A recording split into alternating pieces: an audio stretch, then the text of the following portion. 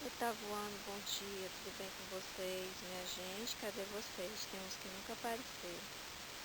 Bom, gente, neste capítulo 2 a gente vai estudar sobre o racionalismo de Spinoza e Leibniz. Vamos estudar sobre esses dois filósofos racionalistas que seguiram a mesma trajetória de Descartes. Eles afirmavam que a origem de todo conhecimento verdadeiro estava na razão, mas eles davam muita importância também à matemática. E, embora eles tenham sido fortemente influenciados por Descartes, cada um deles elaboraram uma filosofia própria e original.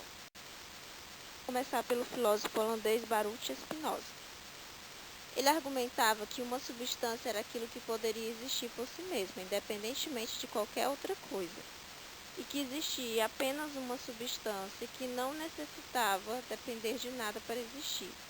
No caso, ele se refere a Deus. Então, dessa forma, assim, você e eu, os animais, as plantas, os minerais, a terra, as estrelas, o sol, é um conjunto, e Deus, obviamente, é um conjunto de tudo que existe. Mas,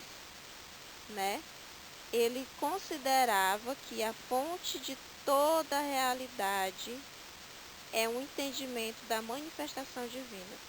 Ou seja, ele estaria correto, sim, com certeza, em dizer que todas as coisas dependem de uma única manifestação, de um único ser, que no caso ele se refere a Deus. Totalmente válida essa afirmação dele.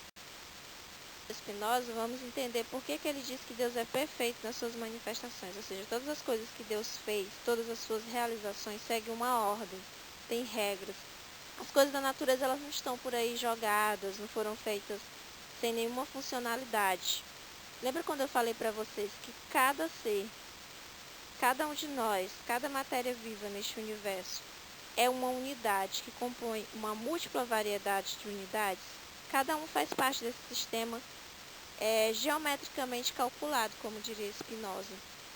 Por isso que ele coloca a questão da geometria, pela questão da ordem, pela questão da sistematização. E ainda segundo ele, nós, seres humanos, poderíamos, de certa forma, compreender o sistema divino, pois a mente humana é uma parte da manifestação da inteligência de Deus. Somos seres que fomos criados à imagem e semelhança de Deus. Ou seja, apesar que a nossa inteligência é finita, não é infinita, a nossa inteligência ela é limitada, mas essa inteligência também foi Deus que nos deu, essa capacidade. Vamos falar de Leibniz. Diferentemente de Spinoza, ele foi um menos radical. Ele não buscou geometrizar as coisas ou querer explicar através da matemática. Para ele existia uma outra forma de explicar essas verdades racionais. E nisso ele trouxe a questão do que é necessário, quando ele diz que algo é de tal modo e não pode ser diferente. Quando ele fala de verdades contingentes, são verdades mais possíveis, porém um pouco incertas. E apesar das verdades seguir uma ordem, ele se apoia no princípio da razão suficiente. Nada pode ser o que é sem que haja uma razão para isso tudo. Ou seja, tudo é determinado por algum motivo. Por exemplo, você estuda em uma determinada escola, isso é um fato, mas você poderia estudar em outra. Você mora em uma casa, mas poderia morar em um apartamento. Você vive no Brasil, mas poderia viver no Uruguai. Ele fica nessa balança contingente de verdades e fatos. Por isso que ele não é tão radical como Spinoza. Acho que ficou mais claro agora para vocês. E apesar de Leibniz considerar que as verdades seguem uma ordem, você já sabe que ele não levou tão a sério essa questão da parte geométrica e que ele defende por outros princípios. Razões suficientes, racionais e contingentes, ok? Ainda de acordo com Leibniz, existia uma harmonia pré-estabelecida. Ele defendia que pequenas unidades simples não poderiam ser vistas, e ele chamou essas unidades de mônadas.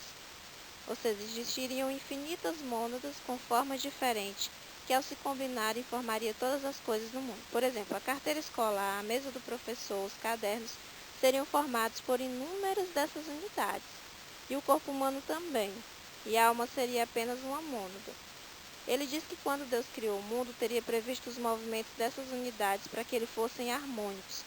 E assim, por exemplo, o desenvolvimento das plantas, a germinação, o desenvolvimento dos animais, dos planetas, as ações, tudo isso seguiria uma infinidade de arranjos harmônicos pré-estabelecidos por Deus. Quando ele fala de harmonia, nesse sentido ele está correto. Tudo tem uma harmonia. Só que, desta forma, não dá para dizer que ele foi exatamente igual ao Spinoza. Ele colocou que, apesar de existir essa harmonia, ele não concordava com a parte geométrica. Ele apenas concordava que as coisas deveriam existir, mas de forma suficientes, contingentes ou de fatos racionais. A diferença dele é principalmente essa, ele não foi tão radical, tão racionalista como Spinoza.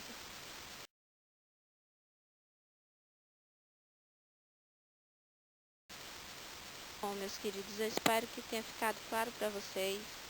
Guardo vocês na próxima aula, continuem estudando, não deixem as atividades acumularem. Essas atividades servem de qualitativo para a prova de vocês.